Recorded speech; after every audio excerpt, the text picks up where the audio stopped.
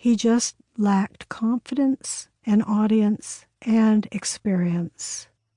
My mother became his confidant and audience before he dared to even refer to himself as a writer.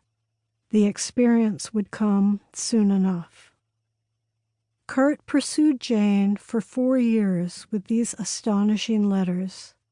It is thrilling to read how in love with her he was. She was the single object of his desire. He half-heartedly dated other women and would say they had the right body but the wrong soul. My father's intense love for my mother, expressed in his crystal-clear handwriting, is breathtaking and also devastating, knowing what I know now, that he would stop loving her.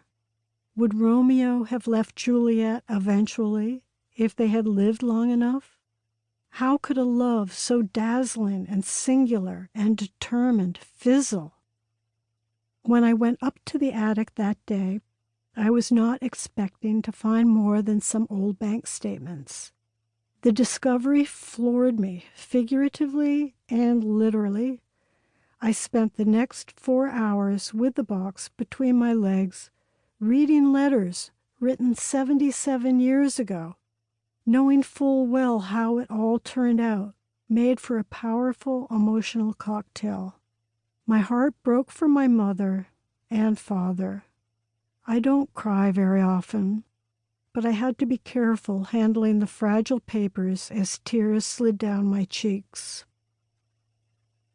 This collection is a portrait of first love and early ambition, and what was found and born and lost between 2 brilliant young minds and hearts. If I had been my mother when he was leaving 25 years later, I would have dug out those letters and thrown them in his face, yelling, "What about these? See how relentlessly you pursued me. You vowed we'd grow old together, love each other forever, and do so much good in this life. What about those promises, you asshole?" But my mother wasn't like that. Their marriage did not survive, but the letters did. In my estimation, they are among his finest writing, right up there with the Sirens of Titan, Cat's Cradle, and Slaughterhouse-Five. They come from a time and place more passionate, pure, and inspired than any other in his life. He was not writing for fame or money, but to win the love of a woman. Pre-1941, 2 Indianapolis families. Kurt's parents were German-American, secular humanists. His mother, Edith Vonnegut, was born to a wealthy beer-brewing family in Indianapolis. The brewery suffered a catastrophic downturn during Prohibition, and the Great Depression further eroded their fortune. Kurt's father, Kurt Vonnegut Sr., was the son of the first licensed architect in Indiana and an architect himself. Kurt Jr. was the youngest of 3 children, 5 years younger than his sister Alice, Allie, and 8 years younger than his brother Bernard.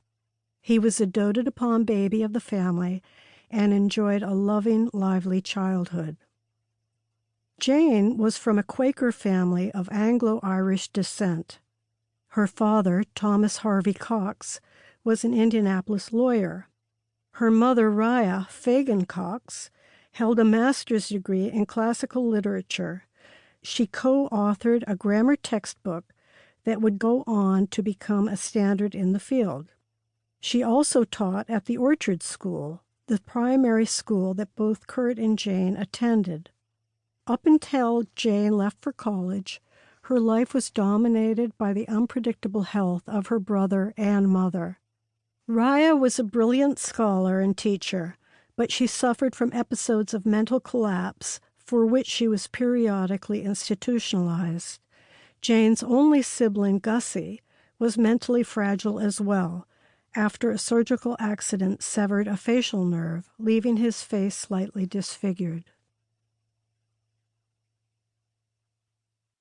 1941.